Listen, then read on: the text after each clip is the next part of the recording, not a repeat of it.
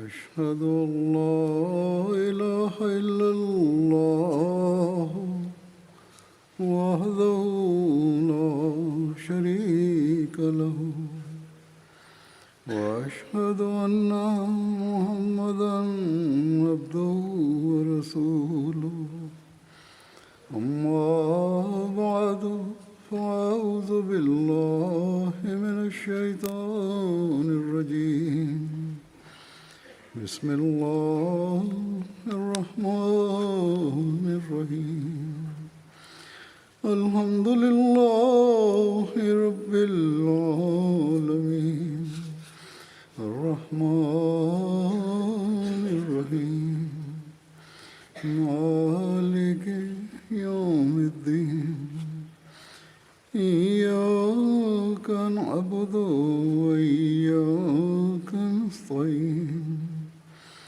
اهدنا الصراط المستقيم صراط الذين أنعمت عليهم غير المغضوب عليهم ولا الضالين.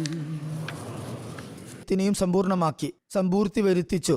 അതേക്കുറിച്ച് വിശുദ്ധ ഖുർആനിൽ ഇപ്രകാരം വിളംബരപ്പെടുത്തി: വാത്മംതു അലൈക്കും നിയമത്തി വറദീതു ലക്കുമുൽ ഇസ്ലാമ ദീന. ഇന്ന് ഞാൻ നിങ്ങൾക്ക് വേണ്ടി നിങ്ങളുടെ ദീനിനെ പൂർത്തീകരിച്ചിരിക്കുന്നു, നിങ്ങൾക്ക് മേൽ അനുഗ്രഹപൂർത്തി വരുത്തിയിരിക്കുന്നു. ഞാൻ ഇസ്ലാമിനെ നിങ്ങൾക്ക് വേണ്ടി ദീൻ എന്ന നിലയ്ക്ക് തിരഞ്ഞെടുക്കുകയും ചെയ്തിരിക്കുന്നു. ചുരുക്കത്തിൽ ഇത് മുസ്ലിങ്ങൾക്ക് മേലുള്ള അള്ളാഹുവിൻ്റെ മഹത്തായ ഔദാര്യമാകുന്നു. അവർക്ക് വേണ്ടി അവൻ ഒരു സമ്പൂർണവും സമഗ്രവുമായ ശരീഅത്ത് മതസംഹിത ഇറക്കുകയുണ്ടായി. ഇസ്ലാമിന് മാത്രമേ ഇത്തരം ഒരു വാദഗതിയുള്ളൂ. മറ്റൊരു മതത്തിനും ഇത്തരം അവകാശവാദങ്ങൾ ഇല്ല തന്നെ. ഇനി അവസാന ദീൻ ഇസ്ലാം മാത്രമാണ്. അത് അള്ളാഹുവിന് ഇഷ്ടപ്പെട്ട ദീനാണ്, മതമാണ്. ആരെങ്കിലും ദൈവപ്രീതി കാക്ഷിക്കുന്നെങ്കിൽ ഇസ്ലാം സ്വീകരിക്കുകയും അതിൻ്റെ അധ്യാപനങ്ങളനുസരിച്ച് പ്രവർത്തിക്കുകയും ചെയ്യാതെ നിർവാഹമില്ല. അള്ളാഹു ഇപ്രകാരം വിളംബരപ്പെടുത്തുന്നു: ഖുറാനിക അധ്യാപനങ്ങൾ മാത്രമാണ് ഇനി മനുഷ്യന്റെ ധാർമ്മികവും ആത്മീയവുമായ അഭിവൃദ്ധിക്കുള്ള ഏകമാത്ര മാർഗം. മാത്രവുമല്ല, ഈ അധ്യാപനം എത്രമാത്രം സമ്പൂർണമാണെന്നാൽ ഭൗതിക പുരോഗതിയുടെ മാർഗങ്ങൾക്കും ഈ അധ്യാപനമാണ് ഇനിയുള്ളത്. അതിലേക്ക് നയിക്കുന്നതും ഇതുതന്നെയായിരിക്കും. ചുരുക്കത്തിൽ അള്ളാഹു ഈ അധ്യാപനത്തെ സംബന്ധിച്ച് അക്മൽതു എന്ന് വിളംബരപ്പെടുത്തിയതിൻ്റെ അർത്ഥം മനുഷ്യന്റെ എല്ലാ ശേഷികളും, അത് ധാർമ്മികമാണെങ്കിലും ആത്മീയമാണെങ്കിലും ഭൗതികമാണെങ്കിലും ശരി, വിശുദ്ധ ഖുർആൻ അനുസരിച്ച് പ്രവർത്തിക്കുമ്പോൾ മാത്രമാണ് അവ കരഗതമാകുക. അതിൻ്റെ പരിപൂർണമായ അധ്യാപനങ്ങൾ, ദൈവത്തിൽ നിന്നുള്ള പരിപൂർണ അധ്യാപനങ്ങൾ വിശുദ്ധ ഖുർആൻ മുഖേന മാത്രമേ ലഭ്യമാകുകയുള്ളൂ. എന്നാൽ അതനുസരിച്ച് ശരിയാവണ്ണം പ്രവർത്തിക്കേണ്ടതുണ്ട്. അത്മംതു എന്ന് പറഞ്ഞുകൊണ്ട് വിളംബരപ്പെടുത്തുന്നത് വളരെ ശക്തിയുക്തം ഉച്ചസ്ഥരം പ്രഖ്യാപിക്കുന്നത് ഇപ്രകാരമാണ്: മനുഷ്യൻ ആവശ്യമുള്ളതെല്ലാം എല്ലാ തരത്തിലും പൂർത്തീകരിക്കുന്നത് വിശുദ്ധ ഖുർആൻ ഒന്ന് മാത്രമാകുന്നു. വിശുദ്ധ ഖുർആനിൽ പ്രതിപാദ്യമാകാത്ത ഒരു ആവശ്യവും മനുഷ്യനില്ല തന്നെ. അത് മനുഷ്യന്റെ ഭൗതിക ആവശ്യങ്ങളായാലും ശരി, ആത്മീയവും ധാർമ്മികവുമായ നിലവാരങ്ങൾ കരസ്ഥമാക്കുന്നതിനുള്ള ആവശ്യങ്ങളും മാർഗങ്ങളും ആണെങ്കിലും ശരി. നീതിപൂർവം നോക്കുന്ന ഒരു വ്യക്തിക്ക് അത്തരം എല്ലാ അധ്യാപനങ്ങളും വിശുദ്ധ ഖുർആനിൽ കാണാൻ സാധിക്കുന്നതാണ്. ചുരുക്കത്തിൽ ഈ ആയത്തിനോടൊപ്പം അള്ളാഹു വിളംബരപ്പെടുത്തിയിരിക്കുന്നത്, വിശുദ്ധ ഖുർആനിൽ വിളംബരപ്പെടുത്തിയിരിക്കുന്നത്, ഇനി മനുഷ്യന്റെ നിലനിൽപ്പ് ഈ അധ്യാപനവുമായി ബന്ധപ്പെട്ട് കിടക്കുന്നു എന്നാണ്. മാത്രമല്ല, ഈ അധ്യാപനം സാർവകാലികവും സാർവജനീനവുമാണ്. എല്ലാവർക്കും എല്ലാ കാലത്തേക്കും വേണ്ടിയുള്ളതാണ്. വിശുദ്ധ ഖുർആന് മുമ്പ് അവതരിച്ച എല്ലാ അധ്യാപനങ്ങളും അവ വിവിധ പ്രവാചകന്മാർക്ക് മേൽ ഇറങ്ങിയതാണ്. അവ കാലികമായിരുന്നു, സമയബന്ധിതമായിരുന്നു, സകല മനുഷ്യകുലത്തിനും വേണ്ടി ഇറങ്ങിയതായിരുന്നില്ല. ഹസ്രത്ത് മസീഹ് മൗദ് അലൈഹിസ്സലാം ഇതിനെ പ്രകാരം വിശദീകരിക്കുകയുണ്ടായി: ഈ ആയത്തിൽ നിന്നും തിരുനബി സല്ലല്ലാഹു അലൈഹി വസല്ലമയുടെ ആഗമനോദ്ദേശം പൂർത്തിയായി എന്ന് തെളിയിക്കപ്പെടുന്നു. ഇത്രയും സമ്പൂർണമായ മഹത്തായ ശരീഅത്ത് ഇറങ്ങിയ സമ്പൂർണനും അവസാനം വന്നതുമായ പ്രവാചകൻ ആ മഹാത്മാവ്, അതായത് തിരുനബി സല്ലല്ലാഹു അലൈഹി വസല്ലം മാത്രമാണ് എന്നും വ്യക്തമാകുന്നു. ഇതാണ് നമ്മുടെ വിശ്വാസം. നാം അതിലാണ് ദൃഢമായും അടിയുറച്ചും വിശ്വസിക്കുന്നതും.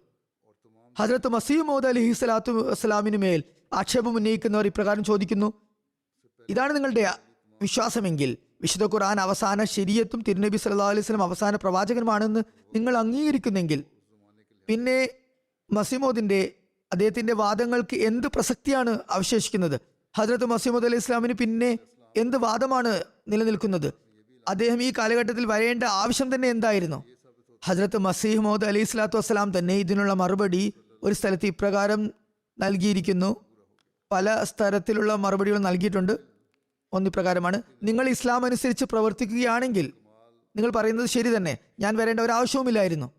എന്നാൽ കാലഘട്ടത്തിന്റെ പൊതുവെയുള്ള അവസ്ഥയും പ്രത്യേകിച്ച് മുസ്ലിങ്ങളുടെ അവസ്ഥയും വിളിച്ചോതുന്നത് ഒരു പരിഷ്കർത്താവിൻ്റെ, ഒരു അധ്യാപകന്റെ ആവശ്യമുണ്ടെന്നാണ്.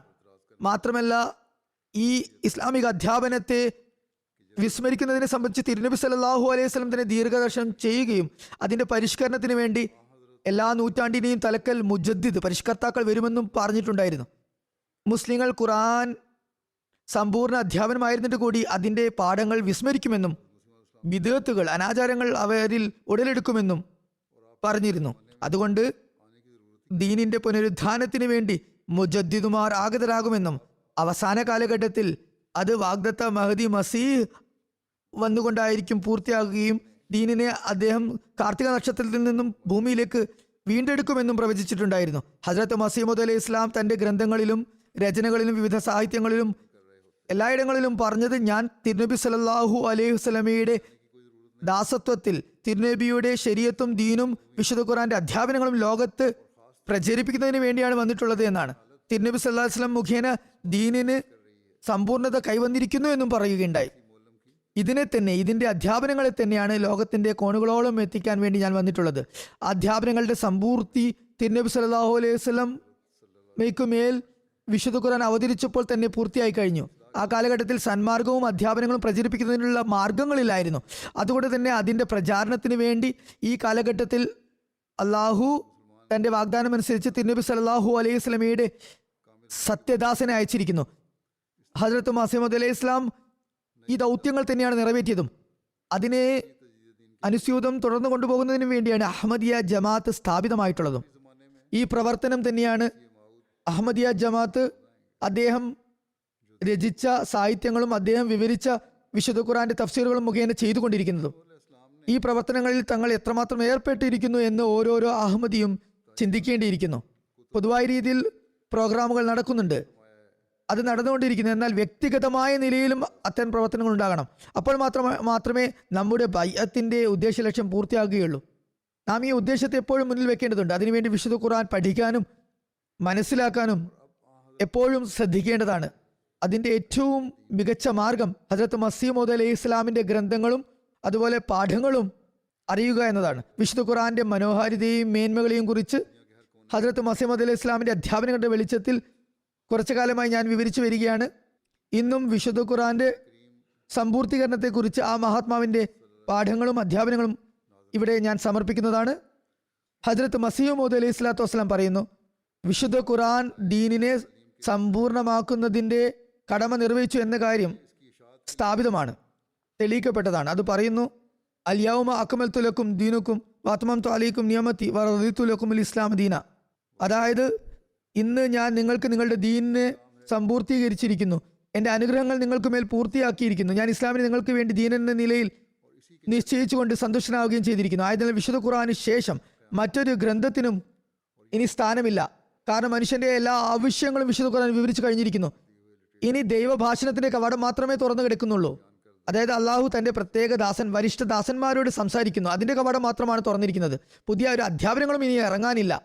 അതിന്റെ കവാടവും സ്വയം തുറന്നതല്ല, മറിച്ച് പറയുന്നു സത്യസന്ധവും പരിശുദ്ധവുമായ വെളിപാടുകൾ, അതായത് വ്യക്തവും കൃത്യവുമായ രീതിയിൽ ദൈവിക സഹായത്തിന്റെ നിറമുള്ളവയും നിരവധി അദൃശ്യ കാര്യങ്ങൾ ഉൾക്കൊള്ളുന്നതുമായ ദിവ്യവാണികൾ വിശുദ്ധ ഖുർആനിനെ പിൻപറ്റുകയും റസൂൽ തിരുമേനി സല്ലല്ലാഹു അലൈഹി വസല്ലമയെ അനുഗമിക്കുകയും ചെയ്യുമ്പോൾ ലഭ്യമാകുന്ന ഹൃദയ പരിശുദ്ധിക്ക് ശേഷം മാത്രമാണ് കിട്ടുക.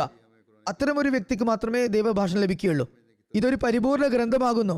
അതുകൊണ്ട് തന്നെ അതിനെ പിൻപറ്റുകയും തിരുനബി സല്ലല്ലാഹു അലൈഹി വസല്ലമയെ ശരിയാവണ്ണം പിന്തുടരുകയും ചെയ്യുമ്പോൾ മാത്രമേ അള്ളാഹുമായിട്ടുള്ള ബന്ധത്തിന്റെ മാർഗം തുറക്കപ്പെടുകയുള്ളൂ. അതല്ലാതെ മറ്റൊരു നിർവാഹവുമില്ല. ആ മഹാത്മാവിനും ഈ സ്ഥാനം ലഭ്യമായത് അദ്ദേഹം പറയുന്നത് ഈ ഒറ്റ കാരണം കൊണ്ട് തന്നെയാണ് എനിക്കും ഇത് ലഭ്യമായതെന്നാണ്. വിശുദ്ധ ഖുർആൻ സമ്പൂർണ്ണ സന്മാർഗം ആണെന്ന് പറഞ്ഞുകൊണ്ട് ആ മഹാത്മാവ് ഒരിടത്ത് പ്രകാരം വിശദീകരിക്കുന്നു. വിശുദ്ധ ഖുർആൻ മനുഷ്യൻ കേവലം ദ്രോഹങ്ങളിൽ നിന്നും വിട്ടുനിന്നുകൊണ്ട് താൻ സമ്പൂർണ്ണനാണെന്ന് മനസ്സിലാക്കണം എന്ന് മാത്രമല്ല ആഗ്രഹിക്കുന്നത്. തിന്മകൾ ഉപേക്ഷിച്ചാൽ സമ്പൂർണ്ണത കിട്ടും എന്നല്ല പറയുന്നത്, മറിച്ച് അത് മനുഷ്യനെ ഉന്നത പദവിയിലുള്ള തികവുകളിലേക്കും മികവുകളിലേക്കും ഉന്നത സ്വഭാവങ്ങളിലേക്കും എത്തിക്കാനാണ് വിശുദ്ധ ഖുർആൻ ഉദ്ദേശിക്കുന്നത്. വിശുദ്ധ ഖുർആൻ കേവലം തിന്മകളെ ത്യജിക്കാൻ മാത്രമല്ല പറയുന്നത്, മറിച്ച് മനുഷ്യൻ ഉന്നതമായ നിലവാരത്തിലുള്ള ധാർമ്മികവും സ്വഭാവങ്ങളും സ്വായത്തമാക്കേണ്ടതുണ്ട്. അതായത് തിന്മകൾ ഉപേക്ഷിക്കുന്നതോടൊപ്പം തന്നെ തൽസ്ഥാനത്ത് ഉന്നത ധാർമ്മിക ഗുണങ്ങൾ കൈവരിക്കേണ്ടതുമുണ്ട്. അങ്ങനെ ആഗ്രഹിക്കുന്ന ഒരു വ്യക്തി മാനവികതയുടെ നന്മയ്ക്കും അവരോടുള്ള സഹതാപത്തിലും അധിഷ്ഠിതമായിക്കൊണ്ടുള്ള കർമ്മങ്ങളും പ്രവർത്തനങ്ങളും ചെയ്യേണ്ടതുണ്ട്. അതിൻ്റെയൊക്കെ പരമപ്രധാനമായ ലക്ഷ്യം എന്നത് ദൈവതൃപ്തി കരസ്ഥമാക്കുക എന്നൊന്ന് മാത്രമായിരിക്കണം. ദൈവം പ്രീതിപ്പെടുക, സംപ്രീതനാകുക എന്ന ഒരു പരിണാമ ഫലമാണ് അതിൽ നിന്നും ഉണ്ടാകേണ്ടത്. ഈ ഒരു ചിന്താഗതിയാണ് വിശുദ്ധ ഖുർആന്റെ അധ്യാപനം അനുസരിച്ച് നമ്മിൽ ഉണ്ടാകേണ്ടത്. ഈ ഒരു വിചാരം നമുക്കുണ്ടോ എന്ന് നാം സ്വയം വിശകലനം ചെയ്യണം. കേവലം വിശുദ്ധ ഖുർആൻ പാരായണം ചെയ്യുന്നു എന്ന് മറ്റുള്ളവരെ പോലെ വീരവാദം ഉന്നയിക്കുക മാത്രമാണോ നാം ചെയ്യുന്നത്? അതല്ല, ശരിയായ രീതിയിൽ ഉള്ള സൽപരിവർത്തനങ്ങൾ നമ്മിൽ ഉണ്ടാകുന്നുണ്ടോ എന്ന് നാം വിലയിരുത്തേണ്ടതുണ്ട്. അള്ളാഹുവുമായി നമുക്ക് സവിശേഷ ബന്ധം സ്ഥാപിതമായിട്ടുണ്ടോ എന്നും വിലയിരുത്തണം. റമദാനിൽ നാം ഖുർആൻ പാരായണം ചെയ്യുകയും ദർസുകൾ ശ്രവിക്കുകയും ചെയ്യുന്നു. അതുകൊണ്ട് ഈ പാഠങ്ങൾ ജീവിതത്തിൽ പാലിക്കേണ്ടതും അനിവാര്യമാണ്. നമ്മൾ നമ്മുടെ ബയ്യത്തിന്റെ ഉടമ്പടിയിൽ ഇങ്ങനെ ശപഥം ചെയ്തവരുമാണ്. ആ 10 നിബന്ധനകളിൽ ഇപ്രകാരം വന്നിട്ടുണ്ട്: വിശുദ്ധ ഖുർആന്റെ സർവാധിപത്യത്തെ പരിപൂർണമായും ശിരസാ വഹിക്കുന്നതാണെന്ന് എഴുതിയിട്ടുണ്ട്, നാം ഏറ്റു പറഞ്ഞിട്ടുണ്ട്. ചുരുക്കത്തിൽ നമ്മളിൽ ഓരോരുത്തരും ഈ റമദാനിൽ ഇതനുസരിച്ച് പ്രവർത്തിക്കുമെന്ന് ശപഥം ചെയ്യുകയാണെങ്കിൽ, വിശുദ്ധ ഖുർആന്റെ അധ്യാപനം അനുസരിച്ച് പ്രവർത്തിക്കാമെന്ന് ദൃഢനിശ്ചയം എടുക്കുകയാണെങ്കിൽ നമുക്ക് ആത്മീയ അഭിവൃദ്ധി ലഭിക്കുന്നതോടൊപ്പം തന്നെ നമ്മുടെ സമൂഹവും സ്വർഗതുല്യമായി മാറുന്നതായിരിക്കും. പല സമയങ്ങളിലായി ഉടലെടുക്കുന്ന ഗാർഹിക പ്രശ്നങ്ങളും വഴക്കും വക്കാണങ്ങളും സ്നേഹത്തിലേക്കും പരസ്പര ധാരണയിലേക്കും വഴിമാറുന്നതുമാണ്. വിശുദ്ധ ഖുർആന്റെ കാലഘട്ടത്തിൽ ദൈവിക ന്യായപ്രമാണത്തിന്റെ വിത്ത് ബീജം അതിൻ്റെ പരിപക്വതയിൽ എത്തി എന്നതിനെ വിശദീകരിച്ചുകൊണ്ട് അദ്ദേഹം പറയുന്നു, ശരീരത്തെ പൂർത്തിയായി എന്നതിനെ കുറിച്ച് പറയുന്നു. ആ മഹാത്മാവ് പറയുകയാണ്, വിശുദ്ധ ഖുർആൻ നന്മ ഉപദേശിക്കുന്നതിലും അതുപോലെ തിന്മ വിരോധിക്കുന്നതിലും സമ്പൂർണമായ അധ്യാപനങ്ങളാണ് ഉൾക്കൊള്ളുന്നത്. അതായത് എന്തൊക്കെയാണോ ചെയ്യേണ്ടത് അതിലേക്ക് വഴി നടത്തുകയും എന്തൊക്കെയാണോ നിരോധിച്ചിരിക്കുന്നത് അതിനെക്കുറിച്ച് വ്യക്തത വരുത്തുകയും ചെയ്യുന്ന കാര്യത്തിൽ വിശുദ്ധ ഖുർആൻ പരിപൂർണമാകുന്നു. എന്താണ് വിധികൾ, ചെയ്യേണ്ടത് എന്താണ്, വിലക്കുകൾ, അരുതാത്തത് എന്നീ കാര്യം വളരെ സമ്പൂർണമായ നിലയിൽ വിവരിച്ചിരിക്കുകയാണ്. ഇതുകൊണ്ട് അള്ളാഹു ഉദ്ദേശിച്ചത് മനുഷ്യപ്രകൃതത്തിൽ സാധ്യമായ വ്യതിചലനത്തിൻ്റെയും വഴികേടിൻ്റെയും മാർഗഭ്രംശത്തിൻ്റെയും ദുഷ്കർമ്മത്തിൻ്റെയും ആഭിമുഖ്യങ്ങളും അതുപോലെ തന്നെ സാധ്യമായ എല്ലാ തിന്മകളും വിവരിച്ചുകൊണ്ട് വിശുദ്ധ ഖുർആൻ മുഖേന കർമ്മസംസ്കരണം നടത്തുക എന്നതാണ്.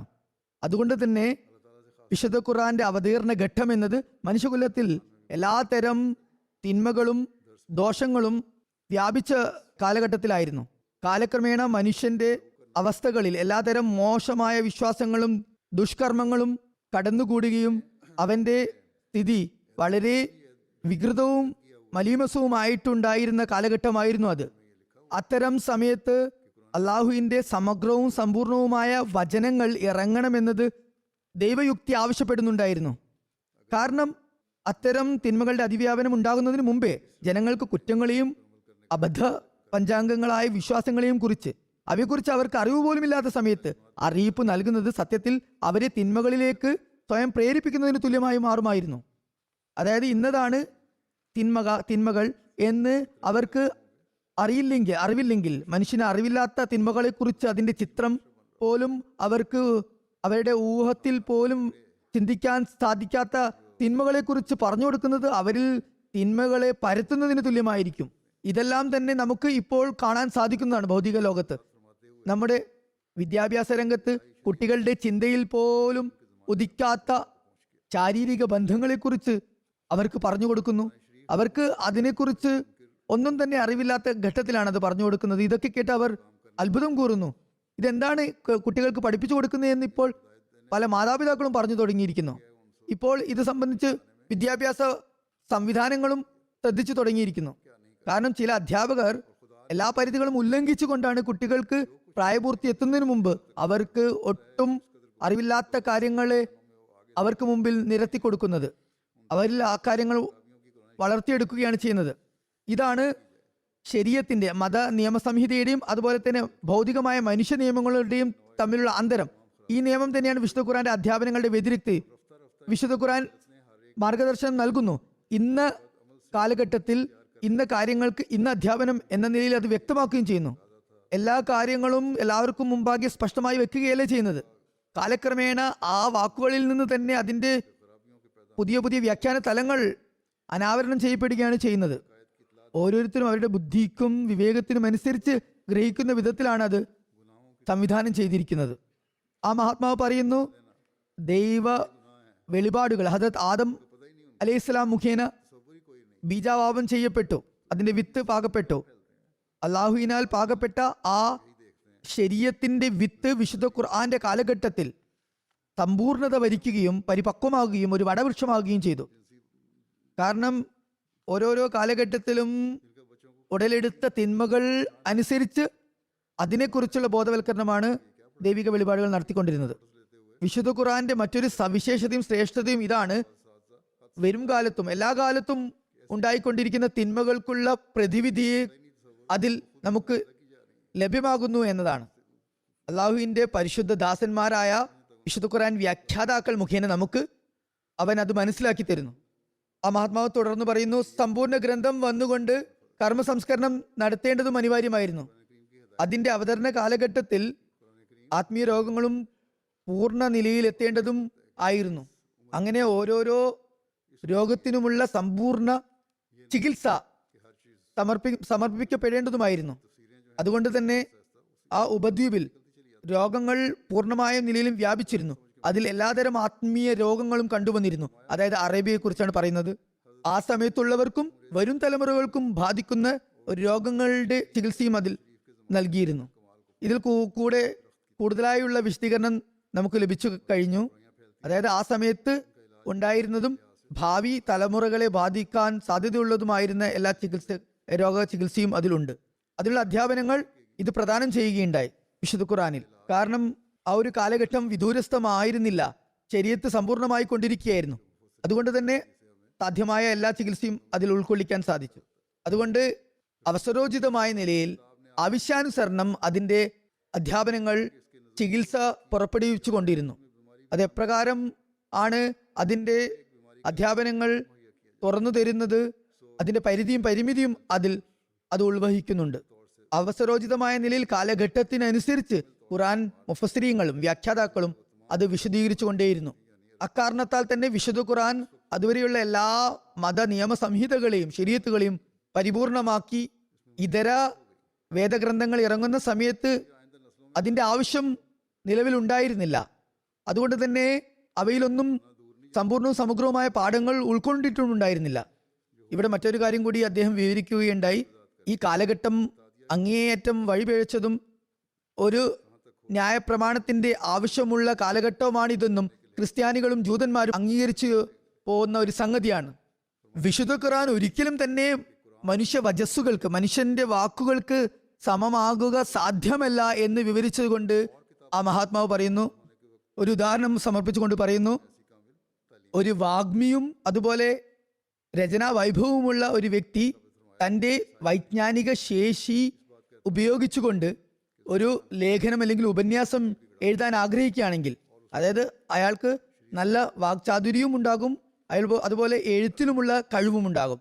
അങ്ങനെയുള്ള ആളുകൾ തങ്ങളുടെ വൈജ്ഞാനിക ശേഷി മാത്രം ഉപയോഗിച്ചുകൊണ്ട് ഒരു ലേഖനം എഴുതാൻ ആഗ്രഹിക്കുകയാണെങ്കിൽ അയാൾ ആഗ്രഹിക്കുക അത് എല്ലാതരം വ്യർത്ഥതകളിൽ നിന്നും അസത്യത്തിൽ നിന്നും നിരർത്ഥകവും വൃഥാ വിവരണങ്ങളും വാചാടോപങ്ങളും പൊള്ളയായ വാക്കുകളും അയുക്തികളും അതുപോലെ വിപത്തുകളും ഇവ എല്ലാവയിൽ നിന്നും അതീതവും സമ്പൂർണവും സമ്മിലിതവും അതുപോലെ തികച്ചും പരിശുദ്ധവുമാകണമെന്നും ആഗ്രഹിക്കുകയാണെങ്കിൽ, അതായത് എല്ലാ തരത്തിലുള്ള വ്യർത്ഥവും വ്യാജവും അനാവശ്യവും അപഹാസ്യങ്ങളും തുടങ്ങിയവയിൽ നിന്നും മുക്തവും അസ്ഥാനത്തുള്ളതും അനുചിതവുമായ കാര്യങ്ങളിൽ നിന്നും സങ്കീർണതകളിൽ നിന്നും മനുഷ്യന് മനസ്സിലാക്കാൻ പറ്റാത്ത ദുർഗ്രാഹ്യമായ യുക്തിശൂന്യമായ രചനാവൈഭവവും തൊട്ടു തീണ്ടിയിട്ടില്ലാത്ത കാര്യങ്ങളിൽ നിന്നൊക്കെ തന്നെ മുക്തമായ നിലയിൽ എഴുതാനാണ് അത്തരം സാഹിത്യ കുതുകികൾ അതുപോലെ രചനാ പാഠവുമുള്ള വ്യക്തി അത്തരത്തിലുള്ള ഒരു രചനയാണ് നിർവഹിക്കാൻ വേണ്ടി ആഗ്രഹിക്കുക. അതിനെയാണ് അയാൾ ശ്രദ്ധിക്കുകയും ചെയ്യുക. ഒരു നല്ല എഴുത്തുകാരൻ്റെ ലക്ഷണങ്ങളും അതുതന്നെയാണ്. അത്തരക്കാരുടെ രചനകൾ എല്ലാത്തരം അനാവശ്യ കാര്യങ്ങളിൽ നിന്നും മുക്തമായിരിക്കും, പരിശുദ്ധവും പരിപാവനവുമായിരിക്കും. തുടർന്ന് മഹാത്മാവ് പറയുന്നു, തികച്ചും സത്യപൂർണവും യുക്തിഭദ്രവും സാഹിത്യ സമ്പുഷ്ടവും വസ്തുനിഷ്ഠവും ദിവ്യജ്ഞാനങ്ങൾ ഉൾക്കൊള്ളുന്നതുമായ ഒരു ലേഖനം അപ്രകാരം ഒരാൾ എഴുതുമ്പോൾ ആ രചയിതാവ് സ്വയം പരിശുദ്ധി നേടുക മാത്രമല്ല അതിലൂടെ ചെയ്യുന്നത്, മറിച്ച് ദിവ്യജ്ഞാനങ്ങൾ കൊണ്ട് ഭരിതമായ ആളും ആയിരിക്കണം അങ്ങനെ ചെയ്യുന്നത്. അങ്ങനെ ആകുമ്പോൾ അത്തരം ലേഖനം എഴുതുന്ന വ്യക്തി അക്കാര്യത്തിൽ വിജയിക്കുന്നതാണ്, പ്രഥമ സ്ഥാനം നേടുന്നതാണ്.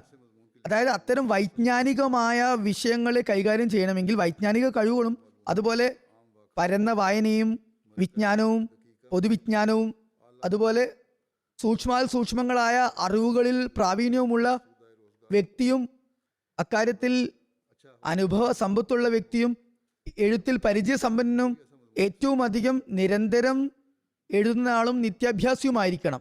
അത്തരമൊരു വ്യക്തിക്ക് മാത്രമേ അത്തരം ഒരു രചന നടത്താൻ സാധിക്കുകയുള്ളൂ. സുഹൃതവാനായിരിക്കണം, ഉന്നത വിദ്യാഭ്യാസം നേടിയവനായിരിക്കണം, പണ്ഡിതനായിരിക്കണം, അനുഭവസ്ഥനുമായിരിക്കണം. അത്തരമൊരു വ്യക്തിക്ക് മാത്രമേ ഇത്തരം ഉദാത്തമായ ഒരു ലേഖനം എഴുതാൻ സാധിക്കുകയുള്ളൂ. ഇത്തരം അപവാദങ്ങളിൽ നിന്നും അതുപോലെ തന്നെ ന്യൂനതകളിൽ നിന്നും പരിശുദ്ധമായ ഒരു രചന ആ വ്യക്തിക്ക് മാത്രമേ നടത്താൻ സാധിക്കുകയുള്ളൂ. എന്നാൽ ആ ഒരു എഴുത്തിന് സമാനമായ നിലയിൽ ഒരിക്കലും തന്നെ ആ വ്യക്തിയെക്കാളും കഴിവ് കുറഞ്ഞ അറിവിലും മേന്മയിലും ബുദ്ധിയിലും വിവേകത്തിലും താഴ്ന്ന നിലവാരത്തിലുള്ള അധപ്പതിച്ചു കൊണ്ടുള്ള ഒരാൾ രചന നടത്തുകയാണെങ്കിൽ അതൊരിക്കലും തന്നെ ആദ്യം പ്രതിപാദിച്ച വ്യക്തിയുടെ രചനയ്ക്ക് തുല്യസ്ഥാനമുള്ളതായിരിക്കില്ല. ഈ കഴിവുകളൊന്നും ഇല്ലാതെ അത്തരമൊരു സൃഷ്ടി നടത്താൻ സാധിക്കുകയില്ല. ഈ കഴിവുകളില്ലെങ്കിൽ അത്തരം കഴിവുറ്റ ഒരു വ്യക്തിക്ക് തുല്യനാകുന്നത് എങ്ങനെ? മറ്റൊരു ഉദാഹരണം, ഒരു പ്രാവീണ്യനായ ഒരു വൈദ്യനുണ്ട്. അയാൾക്ക് അനാട്ടമിയിൽ, ശാരീരിക ഘടനയിൽ, ശാസ്ത്രത്തിൽ അങ്ങേയറ്റത്തെ ജ്ഞാനമുള്ള വ്യക്തിയാണ് അയാൾ. ഒരു ഡോക്ടറാണ്, വളരെ എക്സ്പേർട്ടായ ഡോക്ടറാണ്. അയാൾക്ക് തൻ്റെ ഫീൽഡിൽ വളരെയധികം പ്രാവീണ്യമുണ്ട്. വളരെ സുദീർഘകാലമായി അയാൾക്ക് രോഗനിർണയത്തിലും അതുപോലെ ചികിത്സാവിധി നിശ്ചയിക്കലിലും ഡയഗ്നോസ് ചെയ്യുന്നതിലും അതുപോലെ മരുന്ന് പ്രിസ്ക്രൈബ് ചെയ്യുന്ന കാര്യത്തിലും നല്ല പരിചയസമ്പന്നതയുണ്ട്. രോഗങ്ങളെക്കുറിച്ചും പൂർണ്ണമായ വിവരമുള്ള വ്യക്തിയാണ്. അതോടൊപ്പം തന്നെ നല്ല വാക്ചാതുര്യമുള്ള വ്യക്തിയുമാണെന്ന് കരുതുക. ഈ ഒരു അധിക കഴിവ്, പ്രതിഭ അദ്ദേഹത്തിലുണ്ട് എന്ന് കരുതുക. നല്ല വാഗ്മിയാണ്. അതുപോലെ തന്നെ പദ്യ ഗദ്യ മേഖലയിൽ പ്രാവീണ്യമുള്ള വ്യക്തിയാണ്. വളരെ നിപുണനായ വ്യക്തിയാണ്. രോഗലക്ഷണങ്ങളെക്കുറിച്ചും രോഗത്തിലുള്ള വിവിധ തരം അവസ്ഥാന്തരങ്ങളെക്കുറിച്ചും അതിനുള്ള കാര്യകാരണങ്ങളും വളരെ വാക്ചാതുര്യോടെ അദ്ദേഹത്തിന് വിവരിക്കാൻ സാധിക്കും. വളരെ സമ്പൂർണമായ നിലയിൽ, വളരെ കഴിവുള്ള നിലയിൽ അതിനെക്കുറിച്ച് വ്യാഖ്യാനിക്കാനും വിശദീകരിക്കാനും സമർത്ഥിക്കാനും സാധിക്കും. എന്നാൽ അദ്ദേഹത്തിന് എതിർ നിൽക്കാൻ, അദ്ദേഹത്തോട് കിടപിടിക്കാൻ ഒരു കഴിവില്ലാത്ത, ഈ രംഗത്ത് യാതൊരു പ്രാവീണ്യവുമില്ലാത്ത, വാക്ചാതുര്യവും വാഗ്മിത്വവും ഇല്ലാത്ത ഒരു വ്യക്തിക്ക് ഇദ്ദേഹത്തോട് കിടപിടിക്കാനോ ഇദ്ദേഹത്തിന് സദൃശമായ നിലയിൽ പ്രവർത്തിക്കാനോ സാധിക്കുന്നതല്ല തന്നെ. ഈ പറയപ്പെട്ട ഗുണഗണങ്ങളൊന്നുമില്ലാത്ത ഒരു വ്യക്തിക്ക് ആദ്യം പറഞ്ഞ പരിചയസമ്പന്നനായ പ്രാവീണ്യനായ വ്യക്തിയെപ്പോലെ ചികിത്സാവിധി നടത്താനും സാധിക്കുമോ? ഇല്ല തന്നെ. ഒരു ഭാഗത്ത് തൻ്റെ പ്രവർത്തന രംഗത്ത്, തൻ്റെ കർമ്മ മേഖലയിൽ അയാൾ പ്രാവീണ്യമുള്ള വ്യക്തിയാണ്. അതുപോലെ തന്നെ വാക്ചാതുര്യമുണ്ട്, നല്ല നിലയിൽ സംസാരിക്കാനുള്ള കഴിവുമുണ്ട്. ഗവേഷണ കുതുകി കൂടിയാണ്, ഗവേഷണം നടത്തുന്ന വ്യക്തി കൂടിയാണ്. എന്നാൽ വളരെ പരിമിതമായ ജ്ഞാനമുള്ള ഒരു വ്യക്തി അദ്ദേഹത്തിന് തുല്യനാകുമോ? ഒരിക്കലുമില്ല. എന്തായാലും ആ കഴിവുള്ള ജ്ഞാനിയായ വ്യക്തിക്കായിരിക്കും മേൽസ്ഥാനം, അതുപോലെ മുൻതൂക്കവും മുൻഗണനയും ലഭിക്കുക. ഇക്കാര്യങ്ങൾ വളരെ വ്യക്തവും വളരെ സുഗ്രാഹ്യവുമായ, ആർക്കും മനസ്സിലാകുന്നതുമായ കാര്യമാണല്ലോ. ഈ ഒരു താരതമ്യം ഒരു പടുവിധിയുടെയും അതുപോലെ തന്നെ ഒരു പണ്ഡിതവര്യന്റെയും പ്രഭാഷണങ്ങൾ തമ്മിൽ പ്രകടമായ അന്തരം കാണുന്നതാണ്. എത്രമാത്രം ഒരു വ്യക്തി അറിവിൽ സമ്പൂർണത വരിക്കുന്നുവോ ആ സമ്പൂർണത അയാളുടെ പ്രഭാഷണത്തിലും ദ്യോതിപ്പിക്കുന്നതാണ്, സ്ഫുരിക്കുന്നതാണ്. ഒരു വൃത്തിയുള്ള കണ്ണാടിയിൽ മുഖം ദർശിക്കാൻ സാധിക്കുന്നത് പോലെയാണ് അക്കാര്യം. വളരെ പ്രസ്പഷ്ടമായ കാര്യമാണ്. സത്യവും യുക്തിയും വിവരിക്കുമ്പോൾ അത്തരം വാക്കുകൾ അയാളുടെ നാവിൽ നിന്നും നിർഗളിക്കുമ്പോൾ അയാളുടെ വൈജ്ഞാനിക യോഗ്യത മനസ്സിലാക്കുന്നതിന് വേണ്ടി ഒരു പ്രത്യേക മാനദണ്ഡം കൽപ്പിക്കപ്പെടുന്നതാണ്. അതുപോലെ തന്നെ വിശാലമായ അറിവിൽ നിന്നും തികഞ്ഞ ബുദ്ധിയിൽ നിന്നും ഉരുത്തിരിയുന്ന കാര്യങ്ങൾ അതേസമയം കുടുസായതും അന്ധകാരത്തിൽ അധിഷ്ഠിതമായ ചിന്തകളിൽ നിന്നും ഒരിക്കലും തന്നെ പുറപ്പെടുന്നതല്ല. ഈ രണ്ട് കാര്യങ്ങളിലും വളരെ പ്രകടമായ വ്യത്യാസം ഉണ്ട്. ഒന്ന് വൈജ്ഞാനികമായ നീരുറവയാകുന്നു, മറ്റൊന്ന് തികച്ചും ഉപരിപ്ലവമായ വർത്തമാനങ്ങളാകുന്നു. അങ്ങനെയാകുമ്പോൾ വ്യക്തമായ വ്യത്യാസം നമുക്ക് മനസ്സിലാക്കാൻ സാധിക്കുന്നതാണ്. പറയുന്നു ഈ വ്യത്യാസം പ്രകടമാകും. മറ്റൊരു ഉദാഹരണം ഘ്രാണശക്തി, മണക്കാനുള്ള ശക്തിയാണ്. ജന്മപരമായ അല്ലെങ്കിൽ അപകടം സംഭവിച്ചുള്ള യാദൃശ്ചികമായ ഒരു ബുദ്ധിമുട്ടുകളും ഒരു ന്യൂനതകളും വന്നിട്ടില്ലെങ്കിൽ ആ ഘ്രാണശക്തി മുഖേന ഒരാൾക്ക് സുഗന്ധവും ദുർഗന്ധവും തമ്മിൽ വ്യത്യാസം വ്യക്തമാകുന്നതാണ്. എത്രമാത്രം നിങ്ങൾ ഇതിനെക്കുറിച്ച് ചിന്താനിമഗ്നരായാലും ഇതിനെക്കുറിച്ച് വിചാരാധീനരായാലും നിങ്ങൾക്ക് യഥാർത്ഥത്തിൽ ഈ സത്യത്തിൽ യാതൊരു തരത്തിലുള്ള ന്യൂനതയും നിങ്ങൾക്ക് കുറവും കണ്ടെത്താൻ നിങ്ങൾക്ക് സാധ്യമല്ല. ഇത് വളരെ സത്യസന്ധമായ കാര്യമാകുന്നു. ഒരു തരത്തിലുള്ള ദോഷവും അതിൽ കാണാൻ സാധിക്കുന്നതല്ല. ചുരുക്കത്തിൽ എല്ലാ കാരണങ്ങളും മുഖേന, ന്യായ പ്രമാണങ്ങളും മുഖേന വ്യക്തമാകുന്നത്, സ്ഥാപിതമാകുന്നത് വൈജ്ഞാനികവും ഭൗതികവുമായ കഴിവുകൾ ഉള്ള വ്യക്തിയുടെ വചനങ്ങളും അതിന് ഘടകവിരുദ്ധമായ വ്യക്തികളുടെ വചനങ്ങളും തമ്മിലുള്ള വ്യത്യാസം പ്രകടമാണ്. ബുദ്ധിപരമായും വൈജ്ഞാനികമായും ഉന്നത തലത്തിൽ വിരാജിക്കുന്നവരുടെ വാക്ചാതുരിയും അതുപോലെ ഉന്നത തലത്തിലുള്ള ആശയങ്ങളും അതിനെതിരുള്ളതുപോലെ സമാനമാകുക സാധ്യമല്ല. അതായത് വൈജ്ഞാനികമായി കഴിവുള്ളവർക്ക് ആയിരിക്കും മേൽക്കൈയും മേൽക്കോയ്മയും ലഭിക്കുക. സാധാരണക്കാരുമായി പാമരനുമായി അവർക്ക് സമാനത ഉണ്ടാകുകയില്ല. എന്തെങ്കിലും ഒരു വ്യത്യാസം പ്രകടമായ നിലയിൽ കാണാൻ സാധിക്കുന്നതാണ്. ഈ ഒരു യാഥാർത്ഥ്യം അംഗീകരിക്കപ്പെടുകയാണെങ്കിൽ അത് മറ്റൊരു യാഥാർത്ഥ്യത്തെ അംഗീകരിക്കാൻ സമ്മർദ്ദം ചെലുത്തുന്നു, അതിന് പ്രേരിപ്പിക്കുന്നു. അതായത് അള്ളാഹുവിന്റെ വചനങ്ങൾ മനുഷ്യ വചനങ്ങളെക്കാൾ പ്രകടവും അതുപോലെ തന്നെ പരോക്ഷവുമായ മേന്മകളിൽ ഉന്നതവും അനുഭവവുമാകേണ്ടത് അനിവാര്യമാണ്. ഈ ഉദാഹരണത്തിലൂടെ വ്യക്തമാകുന്നത് എന്തെന്നാൽ അള്ളാഹുവിന്റെ വചനങ്ങൾ ഏറ്റവും അത്യുന്നതമാകുന്നു. അള്ളാഹു മാത്രമാണ് എല്ലാ അറിവുകളെയും വലയം ചെയ്തിട്ടുള്ളത്. അവനെ പോലെ മറ്റാർക്കും അറിവ് ഇല്ല തന്നെ. കാരണം അള്ളാഹുവിന്റെ സമ്പൂർണമായ അറിവുമായി മറ്റാരുടെയും അറിവിന് സമാനത സാധ്യമല്ല. അള്ളാഹു ഇക്കാര്യത്തിലേക്ക് സൂചന നൽകിക്കൊണ്ട് പറഞ്ഞു, ഫൈലം യസ്തജീബുലക്കും ഫാലമു അന്നമ ഉൻസില ബി ഇൽമില്ല. അതായത് നിഷേധികൾ ഖുറാന് സമാനമായത് സമർപ്പിക്കാൻ അവർക്ക് കഴിയുകയില്ല. അവർ ഈ ഒരു വെല്ലുവിളിയിൽ പരാജിതരാകുന്നതാണ്. ആയതിനാൽ അറിയുക, ഇത് മനുഷ്യന്റെ വചസ്സുകളല്ല, മറിച്ച് മനുഷ്യജ്ഞാനത്തിൽ നിന്നല്ല, മറിച്ച് ദിവ്യജ്ഞാനത്തിൽ നിന്നും പുറപ്പെട്ടതാണ്. ഇതിന് ഉപമകൾ നിങ്ങൾക്ക് സമർപ്പിക്കാൻ സാധിക്കുന്നതല്ല. അതുകൊണ്ട് തന്നെ ഇത് ദൈവവചനമാണ്, മനുഷ്യവചനമല്ല എന്നത് വളരെ വ്യക്തമാണ്. ദൈവത്തിന്റെ വിശാലവും സമ്പൂർണവുമായ വിജ്ഞാനത്തിന് മുന്നിൽ മനുഷ്യന്റെ അറിവ് അന്തസാരശൂന്യവും വ്യർത്ഥവുമാകുന്നു. ഈ ആയത്തിൽ തർക്കശാസ്ത്രപരമായ ഒരു തെളിവിന്റെ രീതിയിൽ, അതായത് പൂർവ്വവത്തിനെ ഉദ്ധരിച്ചുകൊണ്ട് ഒരു അസ്തിത്വത്തിൽ പ്രഭാവം ചെലുത്തപ്പെടുമ്പോൾ ആ പ്രഭാവിതമായ അസ്തിത്വത്തെ നിന്നും പ്രഭാവം ചെലുത്തിയ അസ്തിത്വത്തിലേക്ക് ഉള്ള മാർഗം ലഭിക്കുന്നു, തെളിവായി അതിനെ ലഭിക്കുന്നു എന്ന് പറയാം. മറ്റു വാക്കുകളിൽ അതിന്റെ ചുരുക്കം ഇപ്രകാരമാണ്: ദൈവജ്ഞാനം സമ്പൂർണതയിലും സമഗ്രവുമാണ്. അതുകൊണ്ട് തന്നെ മനുഷ്യന്റെ ന്യൂനമായ അറിവിന് അതൊരിക്കലും സമാനമാകുകയില്ല. അവന്റെ സമ്പൂർണവും അനുഭവവുമായ അറിവിൽ നിന്നാണ് ദൈവവചനങ്ങൾ ഉത്ഭവിക്കുന്നത്. അതും സമ്പൂർണവും അനുഭവമായിരിക്കും. അത് മനുഷ്യവചനങ്ങളിൽ നിന്ന് തികച്ചും വ്യതിരിക്തമായിരിക്കണം. അതുകൊണ്ട് ഈ മേന്മകളാണ് വിശുദ്ധ ഖുറാനിൽ നിന്നും തെളിയിക്കപ്പെടുന്നത്. വിശുദ്ധ ഖുറാൻ എല്ലാ തലത്തിലും സമഗ്രമാണ് എന്ന് വാദിക്കുന്നു. അതിനോട് ഇടപിടിക്കാൻ മറ്റൊരു ഗ്രന്ഥത്തിനും സാധിക്കുകയില്ല. ഇതുവരെ അങ്ങനെ ആരും വാദഗതിയുമായി മുന്നോട്ട് വന്നിട്ടില്ല, ഇനി ആർക്കും വരാനും സാധിക്കുന്നതല്ല. ആ മഹാത്മാവ് തുടർന്ന് പറയുന്നു, വിശുദ്ധ ഖുറാന്റെ ജ്ഞാനത്തിന്റെ പാരമ്യത അത് കർമ്മ പാരമ്യതയിലേക്ക് നയിക്കുന്നു. അതായത് ജ്ഞാനത്തിന്റെ കാര്യത്തിലും കർമ്മത്തിന്റെ കാര്യത്തിലും അത് മനുഷ്യനെ പാരമ്യതയിൽ എത്തിക്കുന്നു. ഈ പരിശുദ്ധ ഗ്രന്ഥത്തെ അനുധാവനം ചെയ്തവർക്ക് മാത്രമേ ദൈവത്തിൽ നിന്നും സ്വീകാര്യത ലഭിച്ചതിനുള്ള തെളിവുകളും ലക്ഷണങ്ങളും പ്രകടമാക്കാൻ സാധിച്ചിട്ടുള്ളൂ. ഇതരരിൽ അത് ഒരിക്കലും തന്നെ പ്രകടമാകുന്നതല്ല. സത്യാന്വേഷകർക്കുള്ള ഒരു തെളിവ് ഇതാണ്. അവർക്കത് നേരിട്ട് കാണാവുന്നതാണ്. അത് അവർക്ക് പര്യാപ്തമാണ്. അതായത് വാനലോക അനുഗ്രഹങ്ങളും ദൈവിക ദൃഷ്ടാന്തങ്ങളും വിശുദ്ധ ഖുർആനെ പരിപൂർണമായും അനുധാവനം ചെയ്യുന്നവർക്ക് മാത്രമേ ലഭ്യമാകുകയുള്ളൂ.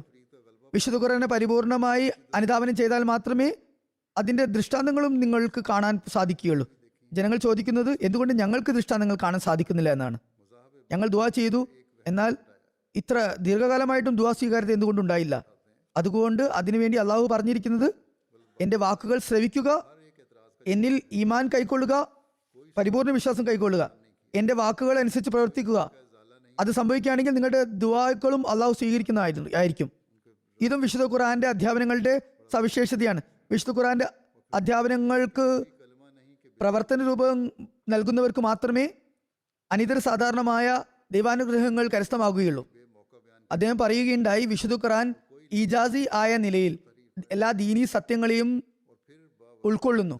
ഇവിടെ ഈജാസി എന്നത് മോജിസത്ത്, ദിവ്യദൃഷ്ടാന്തങ്ങളുടേതല്ല. അലിഫ് ആയിൻ അല്ല, അലിഫ് യാ ജീം എന്ന് തുടങ്ങി വരുന്ന അതിന്റെ അർത്ഥം. അപ്പോൾ ഈജാസിന്റെ അർത്ഥം സംക്ഷിപ്ത വിവരണം എന്നതാണ്. ഇതിനെ വിശദീകരിച്ചുകൊണ്ട് അദ്ദേഹം പറയുന്നു, വിശുദ്ധ ഖുർആൻ ഫുർഖാനെ മജീദ് അതിന്റെ വിവരണ ചാതുരിയിലും സാഹിത്യ സമ്പുഷ്ടിയിലും സത്യസാക്ഷ്യവും യുക്തിഭദ്രതയും ആവശ്യമായ വസ്തുതകളും നല്ല നിലയിൽ അവതരിപ്പിച്ചിരിക്കുന്നു. ഏറ്റവും സംക്ഷിപ്തമായ രീതിയിൽ എല്ലാ ദീനീ സത്യങ്ങളെയും വലയം ചെയ്ത് കാണിക്കുകയും ചെയ്തിരിക്കുന്നു. ഇതിൽ എല്ലാ എതിരാളികളെയും നിഷേധികളെയും നിശബ്ദരാക്കുന്നതിന് വേണ്ടി ശക്തമായ തെളിവുകൾ കൊണ്ട് നിറഞ്ഞിരിക്കുന്നു. വിശ്വാസികൾക്ക് ദൃഢജ്ഞാനത്തെ സമ്പൂർത്തീകരിക്കുന്നതിന് ആയിരക്കണക്കിന് സൂക്ഷ്മജ്ഞാനങ്ങളുടെ വളരെ പരിശുദ്ധവും ആഴമേറിയതുമായ ഒരു നദി ഇതിൽ ഒഴുകുന്നതായി കാണാം.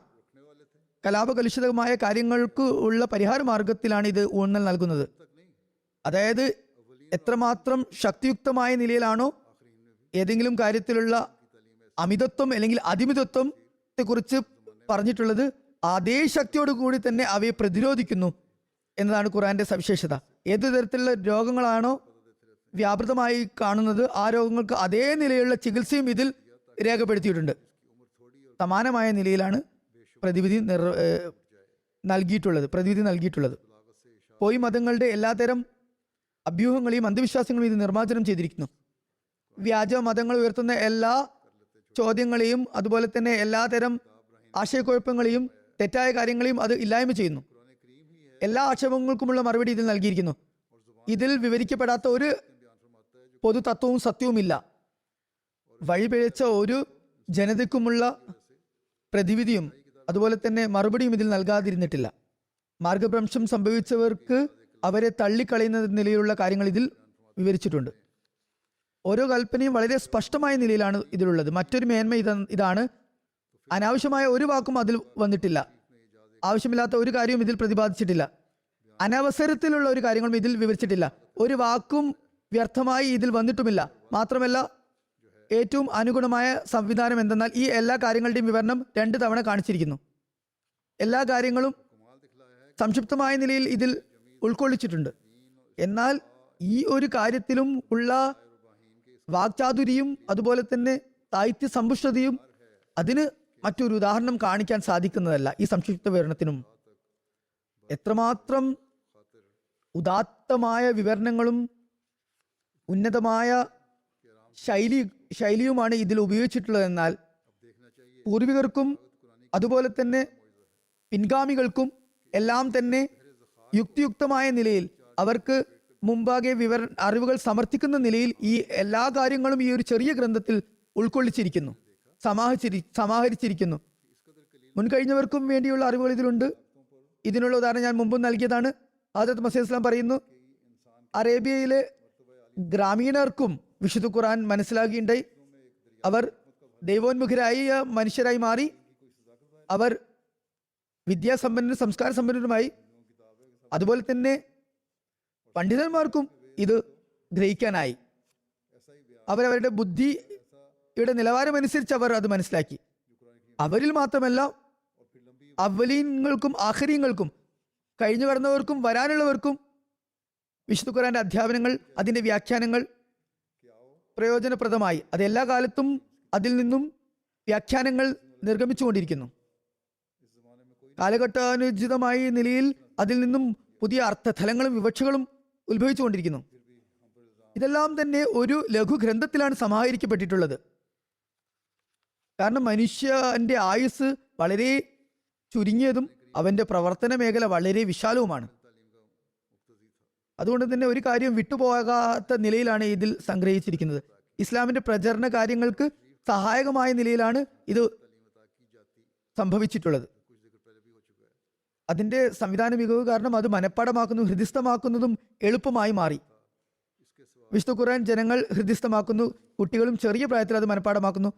ആ മഹാത്മാവ് തന്റെ ബറായിനാമതി എന്ന ഗ്രന്ഥത്തിൽ തെളിയിച്ചിരിക്കുന്നത് വിശുദ്ധ ഖുർആൻ മാത്രമാണ് അതിന്റെ ഉദ്ധരണികളിലൂടെയും അതിന്റെ ഭാഷയിലൂടെയും പൂർവ്വ മാതൃകകളില്ലാത്ത നിലയിലുള്ള സത്യസാക്ഷ്യങ്ങൾ വിവരിച്ചിട്ടുള്ളത്.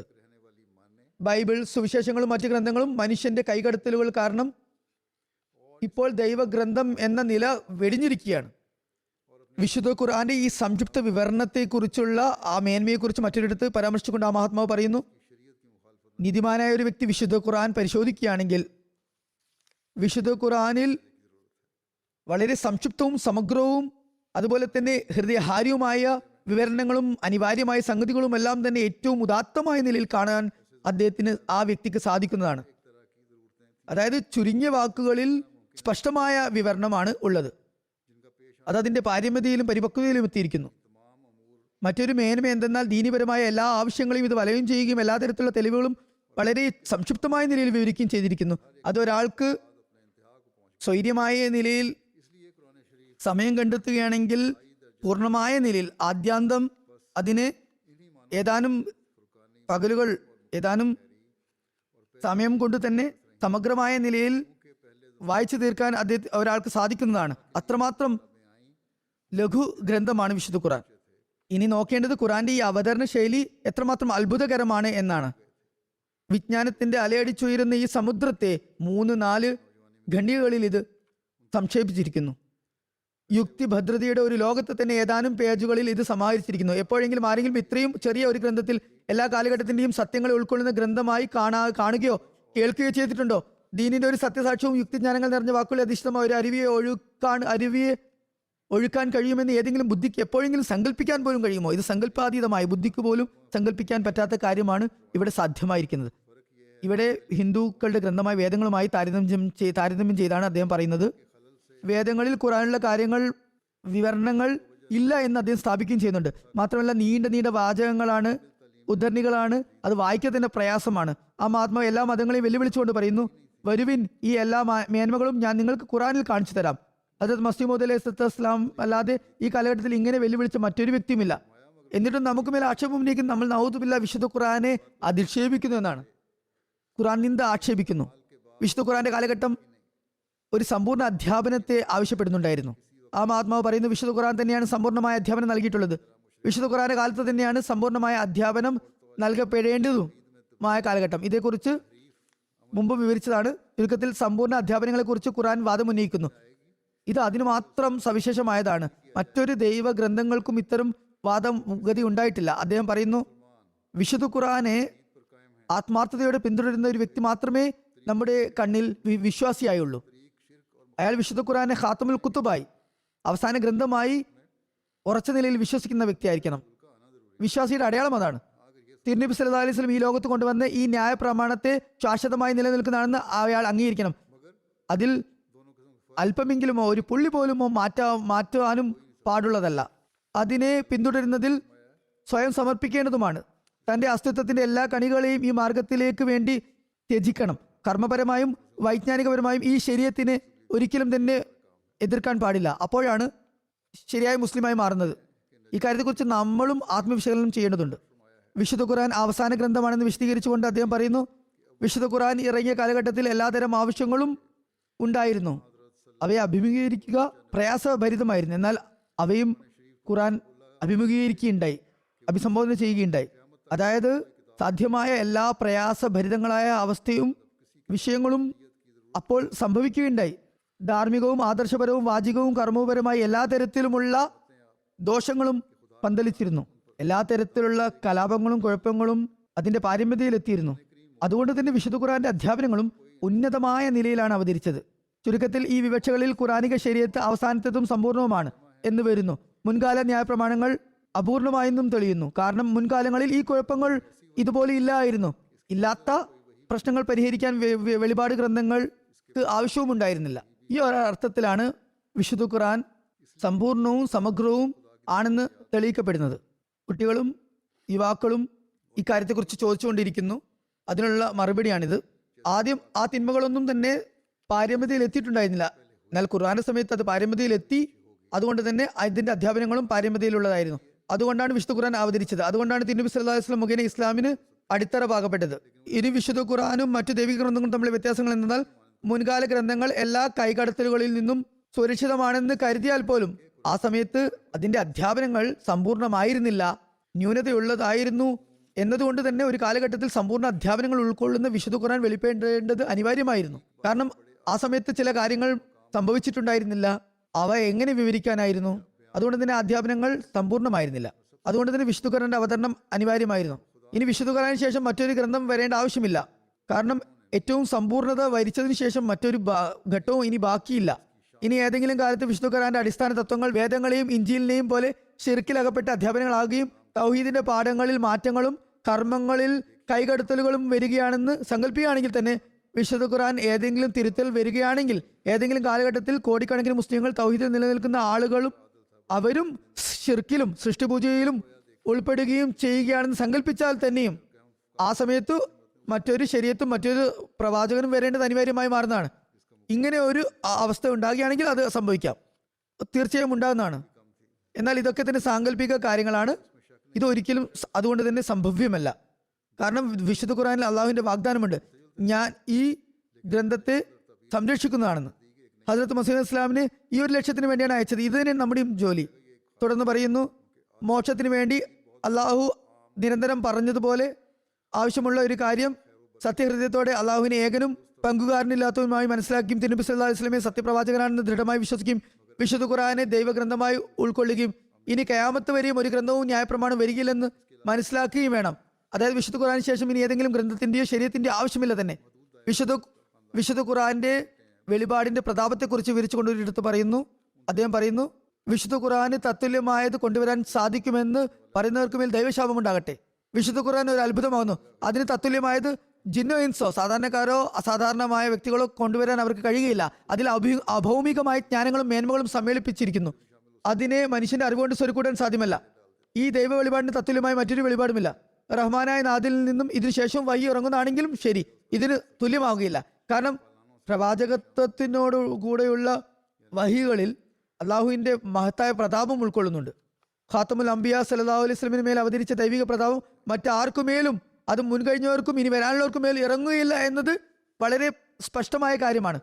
വിശുദ്ധ ഖുർആന്റെ വഹീന്റെ പ്രതാപം ഔലാക്കളുടെ വഹിയുടെ പ്രതാപത്തിന് തുല്യമായിരിക്കില്ല. ഔലിയാക്കൾക്കും വഹി ഉണ്ടാകും, പക്ഷെ അതിന് പ്രസ്തുത പ്രതാപം ഉണ്ടാകുന്നില്ല.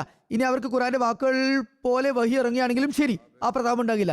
അതുകൊണ്ട് തന്നെ ഖുർആന്റെ ദിവ്യജ്ഞാനങ്ങളുടെ വൃത്തം എല്ലാ വൃത്തങ്ങളെക്കാൾ വലുതാകുന്നു. ഇതിൽ എല്ലാതരം വിജ്ഞാനങ്ങളും അത്ഭുതങ്ങളും മറിഞ്ഞിരിക്കുന്ന കാര്യങ്ങളും സ്വരൂപിക്കപ്പെട്ടിരിക്കുന്നു. അതിന്റെ ആഴത്തുള്ള കാര്യങ്ങൾ വളരെ ഉന്നതമായ തലത്തിൽ എത്തിയിരിക്കുന്നു. അതിലേറ്റവും അധികം ദിവ്യജ്ഞാനങ്ങളുമുണ്ട്. അത് അള്ളാഹുവിന്റെ അത്ഭുതകരമായ വചനങ്ങളാകുന്നു. അതിന് സമാനമായത് ഒരു കാതും കേട്ടിട്ടില്ല. അതിന്റെ പ്രതാപത്തിന്റെ അടുത്തത് ജിന്നിന്റെയും ഇൻസിന്റെയും വചനങ്ങൾ എത്തുകയുമില്ല. ചുരുക്കത്തിൽ വിശുദ്ധ ഖുർആനും മറ്റു വചനങ്ങളും തമ്മിൽ ഉദാഹരണം ഒരു സ്വപ്നത്തെ പോലെയാണ്. അതായത് ഒരു നീതിമാനും വളരെ ധൈര്യവാനും ബുദ്ധിമാനുമായ ഒരു വ്യക്തി രാജാവ് സ്വപ്നം കണ്ടു. അതായത് അതിന്റെ ഉദാഹരണം ഒരു രാജാവ് കണ്ട സ്വപ്നം പോലെയാണ്. അയാൾ വലിയ നീതിമാനും യോദ്ധാവുമായിരുന്നു. അതേ സ്വപ്നം തന്നെ ഒരു സാധാരണക്കാരനും കണ്ടു. അയാൾ അറിവിലും ധൈര്യത്തിലും രാജാവിനേക്കാൾ തുലം കുറവുള്ള വ്യക്തിയായിരുന്നു. ഇനി മറ്റൊരാളെയും ഇതേ സ്വപ്നം കാണുന്നു. അയാളുടെ അവസ്ഥ ഒരു സാധാരണക്കാരന്റെ പോലെയുമില്ല, അതിലും താഴെയാണ്. ബുദ്ധിയും കുറവാണ്, ധൈര്യവുമില്ല. ആകയാൽ രാജാവ് കണ്ട സ്വപ്നവും ഒരു സാധാരണക്കാരന്റെ സ്വപ്നവും പ്രത്യക്ഷത്തിൽ ഒന്ന് തന്നെയാണെന്നുള്ളത് ശങ്കയൊന്നുമില്ല. സമാനമായ സ്വപ്നങ്ങളാണ്. എന്നാൽ ബുദ്ധിമാനും സ്വപ്ന വ്യാഖ്യാതവുമായ ഒരാളുടെ വീക്ഷണത്തിൽ അത് ഒരുപോലെയല്ല.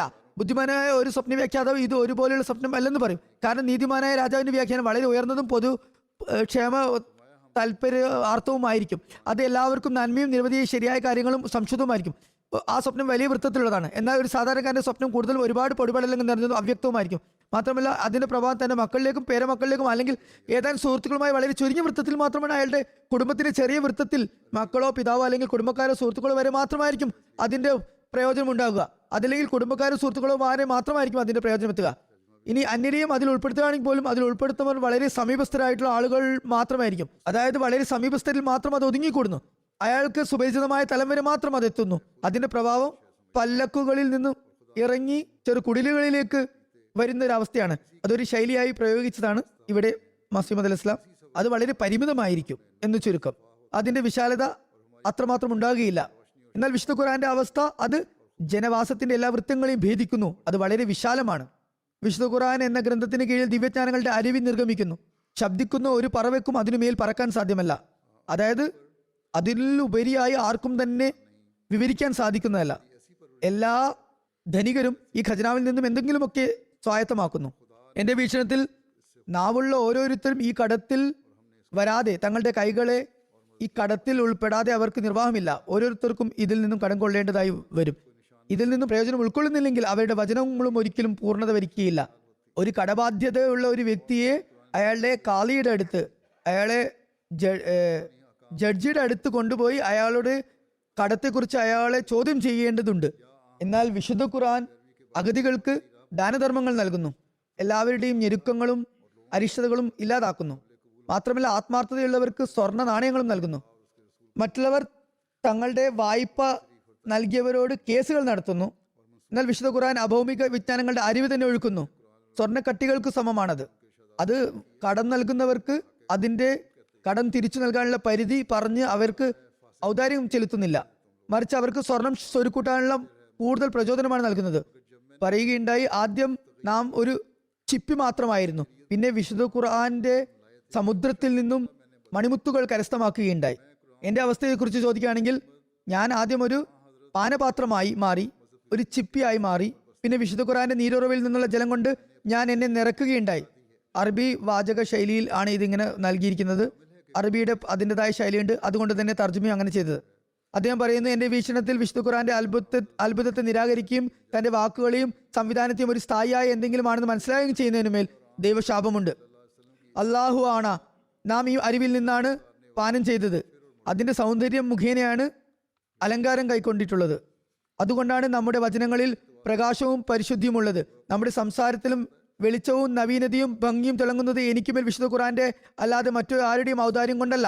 അതെന്നെ പരിപാലിക്കുന്നു. അതുപോലെ മാതാപിതാക്കൾക്ക് പോലും പരിപാലിക്കാൻ സാധ്യമല്ല. അള്ളാഹു അത് മുഖേന രുചികരമായ ജലം കുടിപ്പിക്കുകയുണ്ടായി. നാം അതിനെ പ്രകാശിക്കുന്നതും സഹായിക്കുന്നതുമായി കണ്ടെത്തുകയും ചെയ്തു.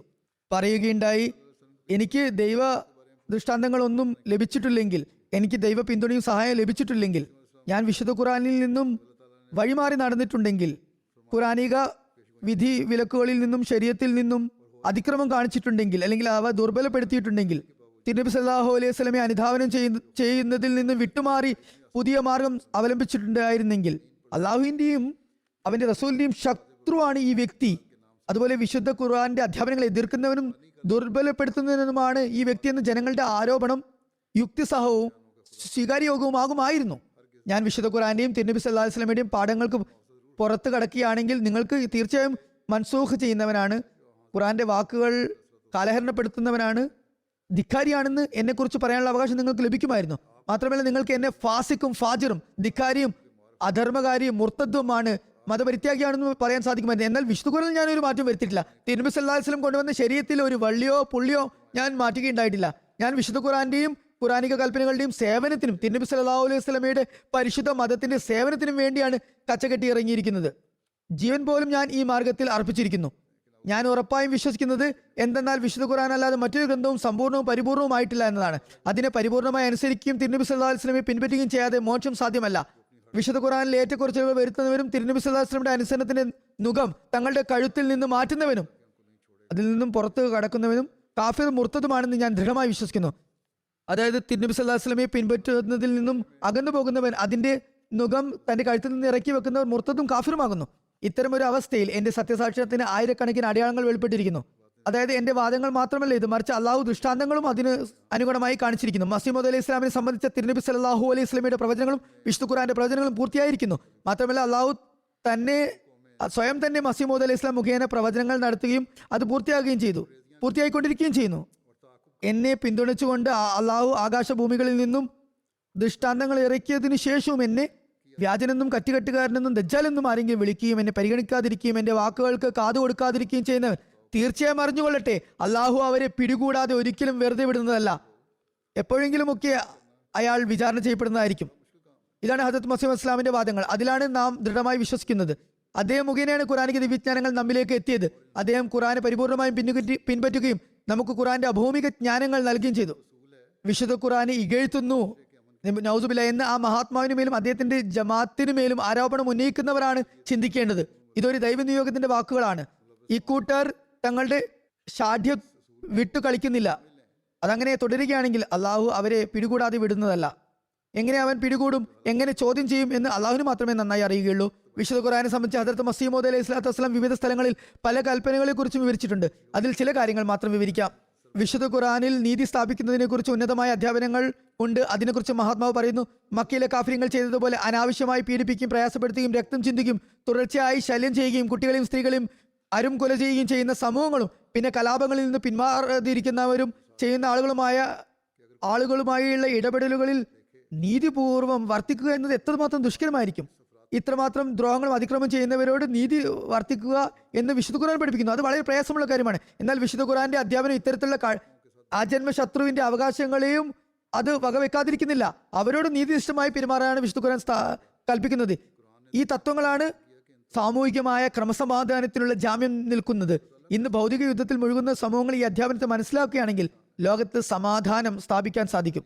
അതല്ല എങ്കിൽ ഇപ്പോൾ ഉരുത്തിരിയുന്ന സംഭവഗതികൾ കൊണ്ട് മനസ്സിലാകുന്നത് ഇനി ഭയാനകമായ നാശത്തിലേക്കാണ് ലോകം കുതിക്കുന്നതെന്നാണ്. അത് ഒരു പ്രത്യേക രാജ്യത്തിന്റെ ശ്രമഫലമായാലും അല്ലെങ്കിൽ മറ്റൊരു രാജ്യത്തിന്റെ നേതാക്കൾ മറ്റു രാജ്യങ്ങളിലേക്ക് പോയി സമാധാനം സ്ഥാപിക്കാൻ വേണ്ടി ചൈനയിലും പോയി അവിടെയും ഇവിടെയൊക്കെ പോയി ശ്രമിച്ചാലും അവർ നീതി സ്ഥാപിക്കുന്നില്ലെങ്കിൽ, നടപ്പിൽ വരുത്തുന്നില്ലെങ്കിൽ സർവനാശം ഉറപ്പാണ്. ഒരു ഉദാഹരണത്തിലൂടെ അദ്ദേഹം പറയുകയുണ്ടായി, ആരെങ്കിലും വിശുദ്ധ ഖുർആന്റെ കാലഘട്ടത്തെ കുറിച്ച് കണ്ണോടിക്കുകയാണെങ്കിൽ, അതിലോട്ടൊരു വിഹകവീക്ഷണം നടത്തുകയാണെങ്കിൽ ആ സമയത്ത് ബഹുഭാര്യത്വം എത്രമാത്രം പരിധി വിട്ടിരുന്നു എന്ന് മനസ്സിലാക്കുന്നതാണ്. ഒരുപാട് വിവാഹങ്ങൾ ചെയ്തിരുന്നു. എത്രമാത്രം ഭാര്യമാരെ വെച്ചിരുന്നാൽ 80-100 ഭാര്യമാർ വരെ ഉണ്ടായിരുന്നു. വളരെ അതിക്രമപരമായി അനീതിപൂർവ്വം സ്ത്രീകളോട് അവർ വർത്തിച്ചിരുന്നു. സ്ത്രീകൾക്ക് മേൽ എത്രമാത്രം ദ്രോഹമാണ് അവർ കാട്ടിക്കൂട്ടിയിരുന്നത്. അതുകൊണ്ട് വിശുദ്ധ ഖുർആൻ ലോകത്തിന് മേൽ ഔദാര്യം ചെയ്തു എന്നും എല്ലാ പരിധി ലംഘനങ്ങളെയും ഇല്ലാതാക്കുകയും ചെയ്തു എന്നും ഇത് അള്ളാഹുവിന്റെ ഔദാര്യമാണെന്നും സമ്മതിക്കേണ്ടി വരുന്നു. വിശുദ്ധ ഖുർആന്റെ അധ്യാപനങ്ങളുടെ ഔദാര്യ ഫലമായാണത്. ഖുർആന്റെ അധ്യാപനങ്ങൾ മുഖേന അള്ളാഹു ഇത്തരം എല്ലാ തെറ്റായ കാര്യങ്ങളെയും അവസാനിപ്പിക്കുകയുണ്ടായി. സ്ത്രീകൾക്ക് ഒരു അന്തസ്സുമില്ലായിരുന്നു ഘട്ടത്തിൽ, വിവാഹങ്ങൾക്ക് ഒരു പരിധിയുമില്ലായിരുന്ന അവസരത്തിൽ ഇതെല്ലാം ഇസ്ലാമാണ് അവർക്ക് നേടിക്കൊടുത്തത്, ഖുർആനാണ് നൽകിയത്. ഇസ്ലാമിന് മുമ്പ് അതിനെക്കുറിച്ച് ചിന്തിക്കാൻ പോലും സാധ്യമായിരുന്നില്ല. മറ്റൊരിടത്ത് ആ മഹാത്മാവ് പറയുന്നു, വിശുദ്ധ ഖുർആൻ വെറും കേൾക്കാൻ വേണ്ടി മാത്രമുള്ളതല്ല, കാരണം അതിൽ മനുഷ്യന് മനസ്സിലാക്കി കൊടുക്കുന്നതിന് വേണ്ടി ബുദ്ധിപരമായ തെളിവുകളുണ്ട്. അതിൽ വിവരിച്ചിട്ടുള്ള വിശ്വാസങ്ങളും തത്വങ്ങളും കൽപ്പനകളും തുടങ്ങി ഒന്നിലും തന്നെ ഒരു നിർബന്ധമോ സമ്മർദ്ദമോ കാണാൻ സാധിക്കുന്നതല്ല. അതായത് അതിലുള്ള കൽപ്പനകളൊന്നും തന്നെ ബലപ്രയോഗമില്ല, അടിച്ചമർത്തൽ ഇല്ല, അടിച്ചേൽപ്പിക്കലില്ല.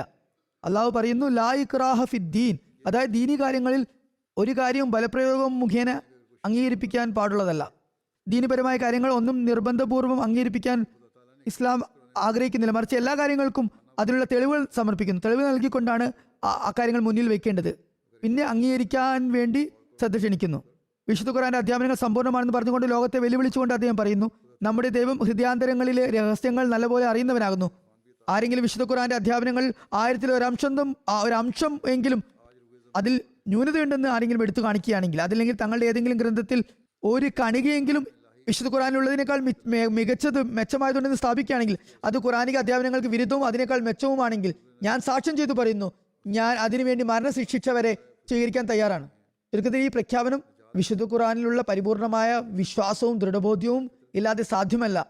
പറയുന്നു, അള്ളാഹുവിൽ വിശ്വസിക്കുകയും വിശുദ്ധ ഖുർആനിൽ അള്ളാഹു എന്താണ് പറഞ്ഞതെന്ന് ചിന്തിക്കുകയും ചെയ്യുകയാണെങ്കിൽ ഭൗതിക ലോകത്തെ ഉപേക്ഷിച്ച് ഒരാൾ ഉന്മാദിയെ പോലെ ദൈവത്തിൻ്റെതായി മാറുന്നതാണ്. സമ്പൂർണ്ണമായ വിശ്വാസം ഉണ്ടായിരിക്കും വിശുദ്ധ ഖുർആനെ വിചിന്തനം ചെയ്യുകയും ആണെങ്കിൽ ഭൗതിക ലോകത്തിന് പകരം എപ്പോഴും വിശുദ്ധ ഖുർആനിലേക്ക് ശ്രദ്ധ ചെലുത്തുന്നതായിരിക്കും. അള്ളാഹു നമുക്ക് ഈ തിരിച്ചറിവ് നൽകുമാറാകട്ടെ.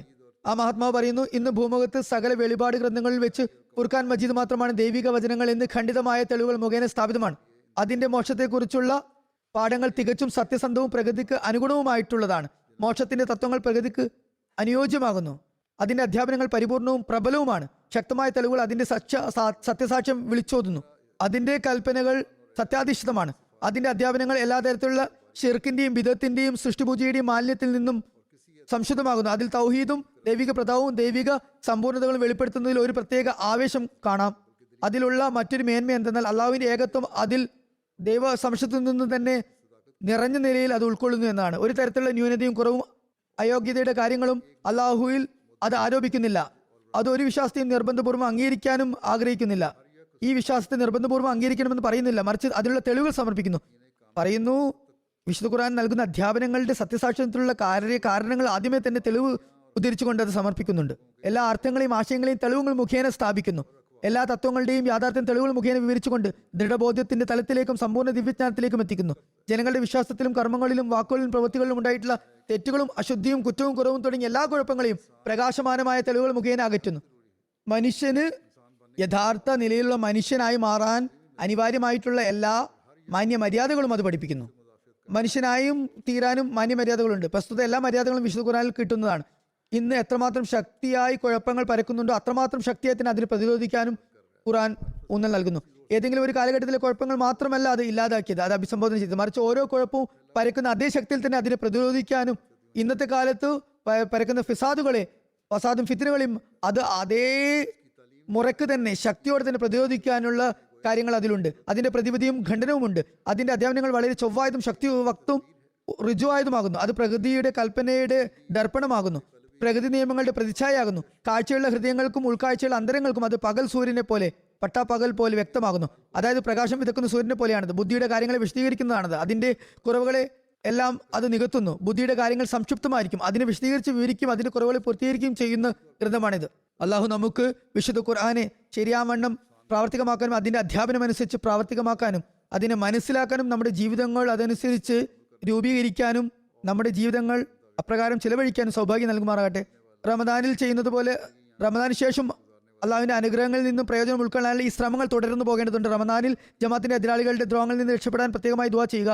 അള്ളാഹു എല്ലാ ദ്രോഹികളുടെയും ദ്രോഹ പ്രവർത്തനങ്ങളുടെ കൈകൾ തടയുകയും അവരെ പിടികൂടാൻ സാഹചര്യം ഒരുക്കുകയും ചെയ്യട്ടെ. ലോകത്തെ പൊതുവിൽ എല്ലാ കുഴപ്പങ്ങളിൽ നിന്നും രക്ഷപ്പെടുന്നതിന് വേണ്ടി ദുആ ചെയ്യുക. അതുപോലെ ഫലസ്തീനിലും ഇപ്പോൾ വലിയ കുഴപ്പങ്ങൾ ഉണ്ടായിക്കൊണ്ടിരിക്കുന്നു. ഫലസ്തീനിലെ മുസ്ലിങ്ങൾക്ക് വേണ്ടി ദുആ ചെയ്യുക. അള്ളാഹു അവരെ അക്രമികളുടെ ദ്രോഹത്തിൽ നിന്ന് രക്ഷിക്കുമാറാകട്ടെ.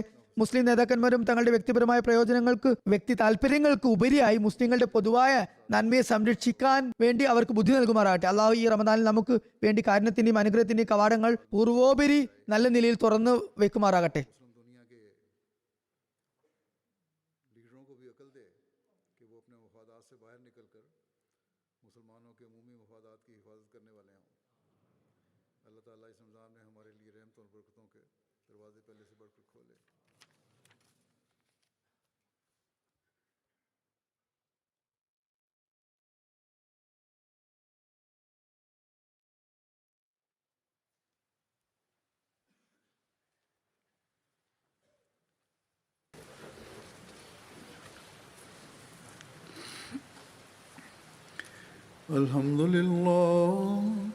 الحمد لله نحمده ونستعينه ونستغفره ونؤمن به ونتوكل عليه ونعوذ بالله من شرور أنفسنا ومن سيئات أعمالنا من يهده الله فلا مضل له ومن يضلل فلا هادي له ونشهد أن لا إله إلا الله ونشهد أن محمدا عبده ورسوله عباد الله رحمكم الله إن الله يأمر بالعدل والإحسان وإيتاء ذي القربى وينهى عن الفحشاء والمنكر والبغي يعظكم لعلكم تذكرون اذكروا الله يذكركم وادعوه يستجب لكم ولذكر الله أكبر.